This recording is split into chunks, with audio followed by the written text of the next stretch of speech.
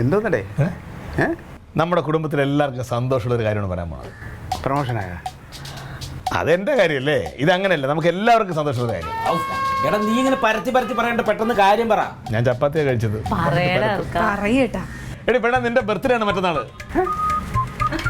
അത് നമ്മള് പൊളിക്കും, അടിച്ച് പൊളിക്കും. അത് അടുത്ത മാസമല്ലേ? നിനക്കെന്താ ഓർമ്മയുള്ളത്? അവളെ കെട്ടിക്കൊടുന്നതിന്റെ ശേഷം ഇന്ന് വരെ എന്തെങ്കിലും ഒരു കാര്യം ആഘോഷിച്ചിട്ടുണ്ടാ? കല്യാണം കൊളാക്കിയിട്ടല്ലേ നീ അവളെ കൊണ്ടുവന്നു? സന്തോഷം ഹാപ്പി ബർത്ത്ഡേ. ചേച്ചിയുടെ മുഖത്ത് സന്തോഷം എന്റെ പിറന്നാള് കനകൻ ഇവിടെ അടിച്ചു പൊളിക്കാൻ പോകും. ഇത് ഓർത്തല്ലോ, എനിക്ക് അത് മതി. പൈസ കൊടുക്കൊന്നും വേണ്ട, ഞങ്ങൾ ആഘോഷിക്കണം. ഇതിപ്പോ എങ്ങനെ നമ്മൾ ആഘോഷിക്കാം? ഏത് ഹോട്ടലിൽ വെച്ച് ആഘോഷിക്കും? ഹോട്ടലിൽ പോകാൻ പറ്റിയ സമയമാണ് എപ്പോഴും. ഹോട്ടലൊന്നും വേണ്ട, ഇവിടെ മതി, ഇവിടെ ആഘോഷിക്കാം. എവിടെ നീ പറയാ? ഇവിടെ മതി.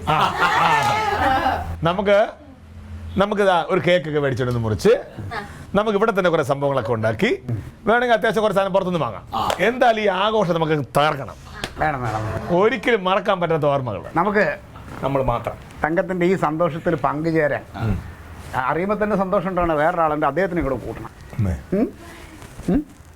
നമ്മുടെ അപ്പുകുട്ട സാറേ, പ്രസിഡന്റ്, പുള്ളിക്ക് ഭയങ്കര ഇഷ്ടമാണ് തങ്കത്തിന്. അയ്യോ, അതോരാതെ എപ്പോഴും പറയും നമ്മള് മാത്രം മതി. അയ്യോ, അപ്പുകുട്ട സാർ എന്ന് പറഞ്ഞാൽ വെളിയിലുള്ള ആളല്ലല്ലോ, നമ്മുടെ സ്വന്തം ആളല്ലേ. സാറൊക്കെ ഉണ്ടെങ്കിൽ ഞങ്ങൾക്കൊരു സ്വാതന്ത്ര്യം ഉണ്ടാവും. എടി, സാറ് നിന്നെ കുറിച്ച് പറയണത് അയ്യോ എന്റെ പെങ്ങളാണവള്, എന്റെ പെങ്ങളാണവള്. അതെ, അപ്പുകുട്ടൻ സാറൊക്കെ നമ്മളിപ്പോ ഇത്രയും എന്ത് ഫ്രീ ആയിട്ട് സംസാരിച്ചോണ്ടിരിക്കുന്നത്. ഇവിടെ നിന്ന് വെളിയിൽ നിന്ന് ഒരാൾ വന്നു കഴിഞ്ഞാൽ അത് മോശം തന്നെയാണ്. അപ്പൊ പിന്നെ നമുക്ക് നമ്മുടെ ഒരു സ്വാതന്ത്ര്യം പോകും. ഒന്നുമില്ല, അപ്പുകുട്ട സാറിനെ നിങ്ങൾ അങ്ങനെ വിചാരിക്കേ വേണ്ട. ഞങ്ങൾക്ക് നിങ്ങളുടെ അടുത്തിരുന്നൊന്ന് വർത്താനം പറയാനും കൂടി പറ്റും. അത് പറഞ്ഞു, അതിന് അപ്പുകുട്ട സാറുണ്ടെങ്കിൽ ഒരു സന്തോഷമല്ലേ. ഇവിടെ വെളിയിൽ നിന്ന് ഒരാൾ വരുമ്പോ എപ്പോഴും വെളിയിലുള്ള ആള് തന്നെയാണ്. നമ്മളിപ്പോ സംസാരിക്കുന്ന ഒരു സ്വാതന്ത്ര്യം കിട്ടില്ല. അറിയാ, അപ്പുകുട്ട സാറ് വെളിയിലുള്ള ഒരാളല്ല.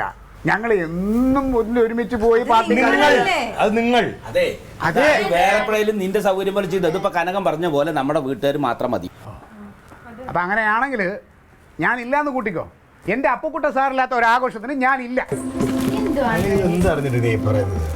എന്ത് നമ്മുടെ കുടുംബത്തിന്റെ നമ്മളെ പോരെ വെളിയിൽ എന്തിനാണ് ആളെ വിളിച്ചു കൂട്ടുന്നത്? അപ്പുകുട്ട സാർ വെളിയിലുള്ള ആളല്ലെന്ന് ഞാൻ പറഞ്ഞു. നിനക്ക് ഞങ്ങൾക്ക് അങ്ങനെ അല്ല. നിങ്ങൾക്ക് അങ്ങനെയാണെങ്കിൽ എന്നെ നിങ്ങൾ കൂട്ടേണ്ടതില്. നീ വരണ്ട, ഞാൻ കാര്യം ആഘോഷിക്കും. നീ പോ, നീ നിന്റെ അപ്പുകുട്ട സാറുമായിട്ട് വേറെ എവിടെയെങ്കിലും ആഘോഷിക്കും. ഞാൻ കറിയാം അവളെ ബർത്ത്ഡേ ആഘോഷിക്കാനായിട്ട്. എന്ത് ചെയ്യുമെന്ന് പറയാം.